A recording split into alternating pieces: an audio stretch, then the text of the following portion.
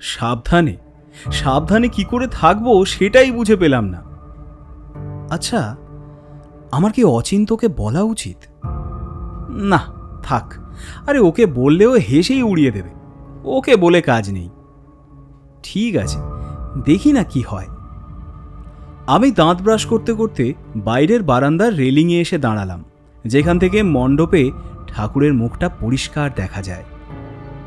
কিন্তু এ কি? বিশ্বাস করুন, অত্যন্ত আশ্চর্যের সঙ্গে বলতে বাধ্য হচ্ছি, প্রতিমার মুখটা আজ যেন আরও বেশি পরিমাণে কালো হয়ে রয়েছে। এটা কি করে সম্ভব? আচ্ছা, এটা কি শুধু আমার চোখেই পড়ছে, আর কারো চোখে পড়ছে না? কি মনে হচ্ছে? গন্ধটা রহস্যজনক? এইখানেই তো, গন্ধ নিয়েই তো যত ঘটনা। আসছে শনিবার কাহনে আপনাকে গল্প শোনাতে আসছে সৌভিক। হিমি মিত্র রায়ের গল্প গন্ধটা কিসের? শুনতে ভুলবেন না।